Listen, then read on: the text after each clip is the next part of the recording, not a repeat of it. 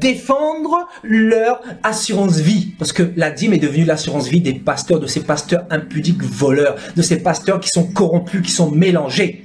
La dîme est devenue l'assurance vie de tous ces pasteurs. Au lieu de s'attendre à Jésus-Christ de Nazareth. Bien évidemment, ils ont préféré écouter plus la tradition, plus la culture, parce que Jésus n'a pas demandé la dîme. Les apôtres n'ont pas demandé une dîme. Donc, pourquoi nous le faisons? Parce que nous ne sommes pas de Jésus-Christ. C'est tout, c'est tout, c'est tout, c'est tout, c'est tout. Jusqu'à où aimons-nous Jésus-Christ de Nazareth?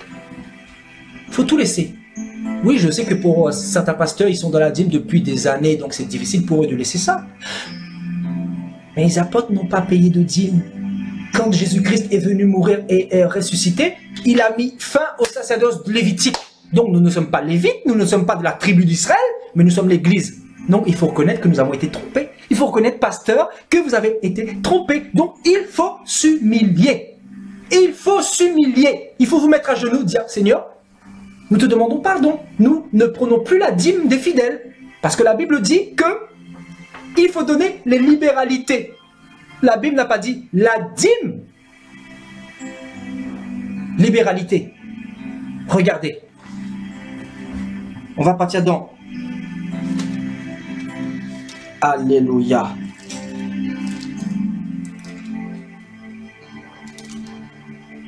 Alléluia.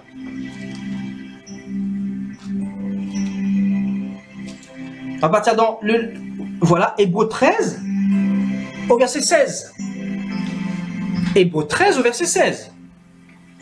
On va parler, n'est-ce pas? Vous voulez qu'on parle? On va parler. Et on va balancer sur les ondes tout ce que le Saint-Esprit nous donne. Alléluia.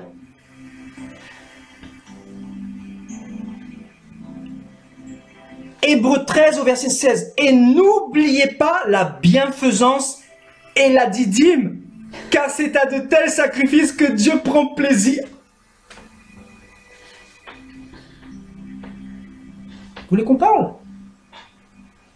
On va parler. On va parler. Et n'oubliez pas la bienfaisance et la dîme. Et la dîme? Car c'est à de tels sacrifices que Dieu prend plaisir. Non, c'est pas ce que Paul a dit.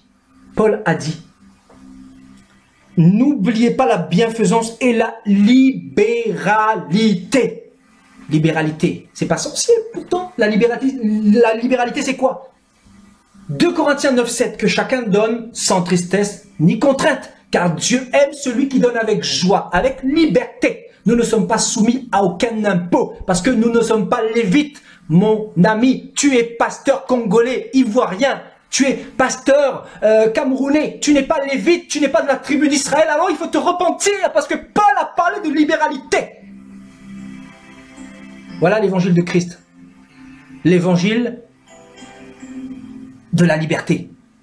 Et non de l'obligation, parce que l'évangile de l'obligation, c'est l'évangile de Satan. L'évangile qui vous rend esclave. L'évangile qui vous met de la culpabilité, qui vous met des jougs, qui vous emprisonne, qui vous contrôle. On va dire la vérité. On va parler. On parle par la parole. Donc, démontrez-nous qu'un apôtre a payé la dîme. Et je suis là pour discuter, c'est pas un problème. Mais il faut me démontrer avant de débattre. Parce qu'on ne va pas débattre 50 000 ans. Il faut me montrer où Paul a demandé la dîme. Paul, il vient de dire ici que les sacrifices dont le Seigneur prend plaisir, c'est de la libéralité. Donc, que chacun donne sans tristesse ni contrainte. Donc, pasteur, il faut vous repentir. Tout simplement. Parce que cet évangile est un évangile étranger, comme dirait Paul dans Galates chapitre 1 à partir du verset 6. Un évangile qui s'est écarté de celui que Christ nous a prêché. On va parler. Vous aimez la vérité? La vérité. Jésus est la vérité. On va parler.